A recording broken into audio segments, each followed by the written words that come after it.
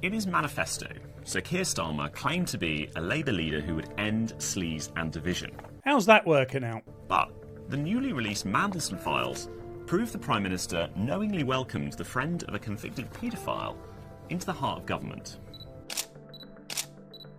Well, let's face it, peeps, at this point we must assume that Keir Starmer has photographs of somebody very important doing something incredibly dodgy. He knew.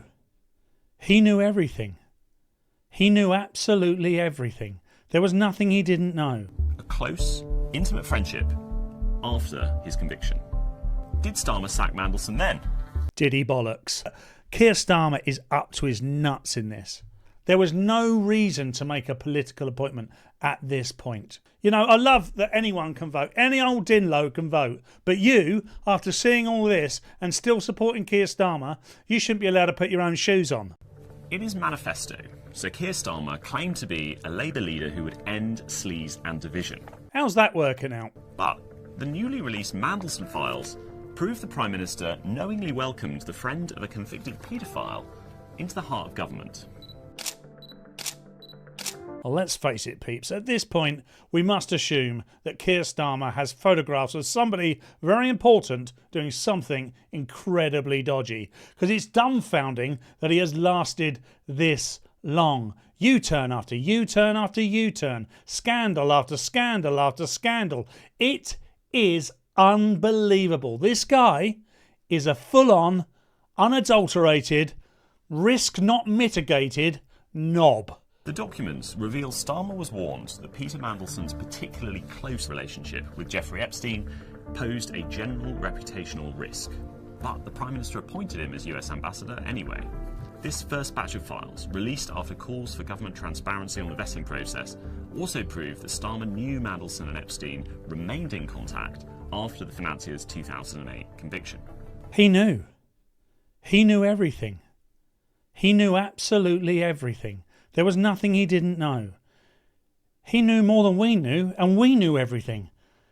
He still appointed him the ambassador to the US. And now he's out apologising, and a double apologising today. You don't apologise when you're that stupid. You stand aside and you say, this is a massive job and I am inept and unable to do it. This due diligence report, given to the Prime Minister 9 days before Mandelson's appointment, listed countless concerns about the Labour peer, including that Mandelson and Epstein's business relationship continued after he was convicted of procuring an underage girl for sex in 2008. Can I just remind everybody at this point, I'm no fan of Boris Johnson or the previous Conservative government, but Boris Johnson stepped down because of cake. Cake. He had a small gathering during the pandemic and they ate cake. Unbelievable. And the files reveal that those closest to Starmer had concerns about the appointment too. Jonathan Powell, the National Security Advisor, said he found the process unusual and weirdly rushed. So much so that he raised concerns with the top Downing Street aide at the time, Morgan McSweeney. So now we know why Morgan McSweeney had to leave. The fool guy, the guy under the bus for Keir Starmer. Jonathan Powell here comes off quite well, doesn't he? He's wondering what's going on. It's all a bit rushed, all a bit weird, he says, but obviously quite powerless to do anything about it. But he stands quite clean now, rubbing those hands together. Keir Starmer, however, is entirely exposed, and this will not be the end of it. So, what did Starmer know? Included in the Mandelson files was a Telegraph article which plainly outlined all of the links between Epstein and Mandelson. At that time, photographs showing the pair together also resurfaced in the media. Despite those links, which were in the public domain, Starmer went on to appoint Mandelson as ambassador to the United States, one of Britain's most senior diplomatic postings. It was beautifully stated. What a beautiful accent, too. I'd like to have that accent. Thank you. My mother would be proud. I don't think she would, mate. Your mum thinks you're a dipshit, I guarantee it. Once he'd taken office, Epstein's infamous birthday book was released by the US Department of Justice in September 2025. It showed the public that Mandelson had much deeper links to Epstein than had previously been known. A close, intimate friendship after his conviction. Did Starmer sack Mandelson then? Did he bollocks? I guarantee you, and we might not find out for some time, but there is a genuinely sinister and dark and scummy reason why Keir Starmer appointed Peter Mandelson. All sorts of nasty, dark shenanigans going on. And like I say, we might not know about it now, but Keir Starmer is up to his nuts in this. There was no reason to make a political appointment at this point. No reason whatsoever, unless there was an ulterior motive.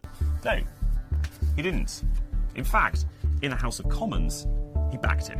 I have confidence in him, and he's playing an important role in the UK-US relationship. Look at him. I genuinely despise this man now. There is nothing inherently good about this man and his leadership.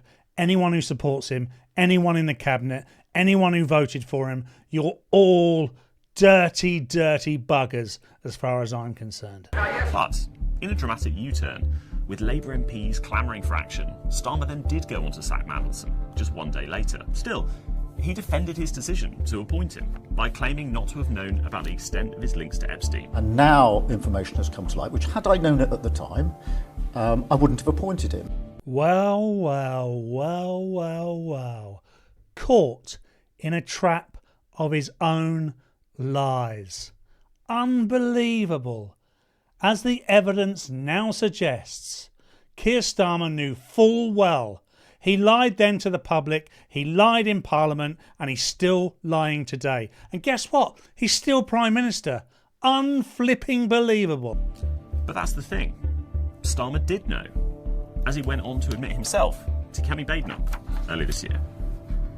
Can the Prime Minister tell us, did the official security vetting he received mention Mandelson's ongoing relationship with the paedophile Jeffrey Epstein? So clear. Prime Minister. Yes, it did. That was quite the admission. Wasn't it just? There are still people out there that believe that he's telling the truth. And the reason they believe he's telling the truth is because he is a professional liar. He is a human rights lawyer. They are skillful in lying.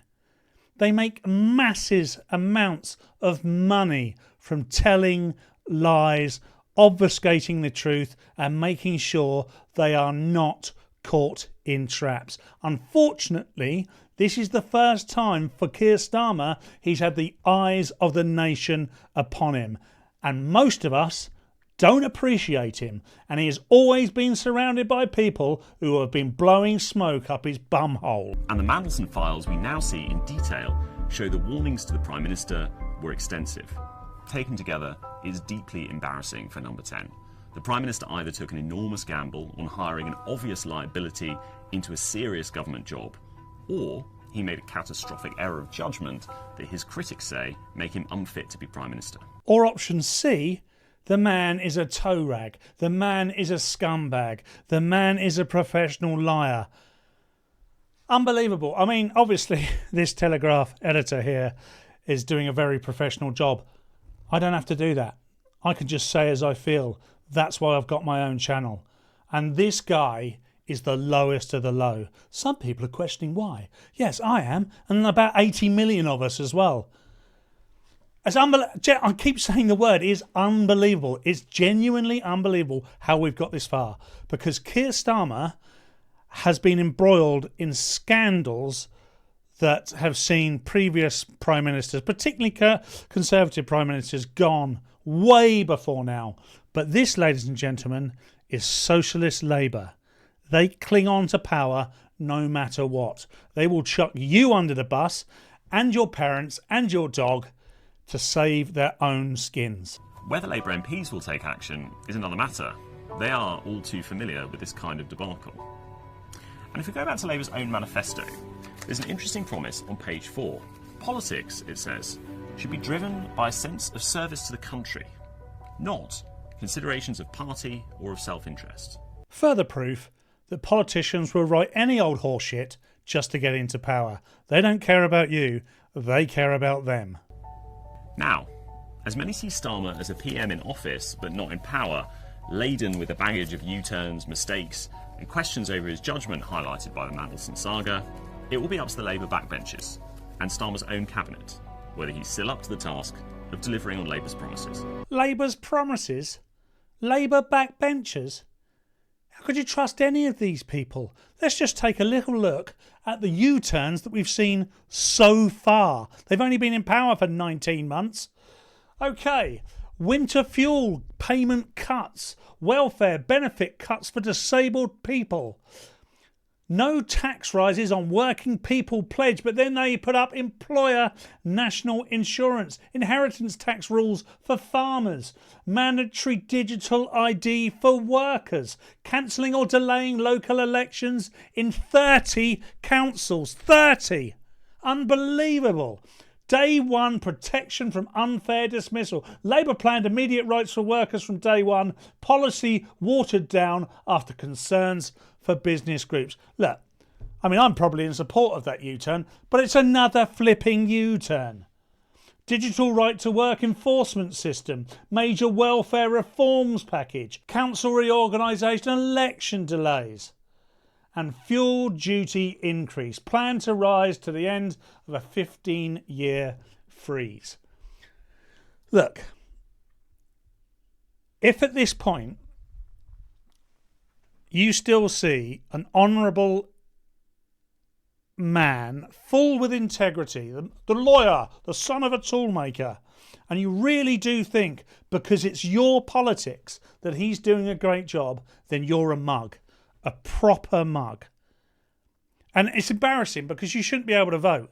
You know, I love that anyone can vote. Any old Dinlo can vote. But you, after seeing all this and still supporting Keir Starmer, you shouldn't be allowed to put your own shoes on. Well, that's that, isn't it? It's not as if Keir Starmer's going to get sacked anytime soon. I'm sure they're going to wait to the May local elections before anything happens. And who knows what damage that man can do between now and then. But great stuff for me because I'm going to keep tabs on it and you're going to be able to enjoy me doing so. And if you did enjoy this video, please like, subscribe, give me a follow, share, tell your friends about me. Hey, tell your mum. I don't mind. Whatever.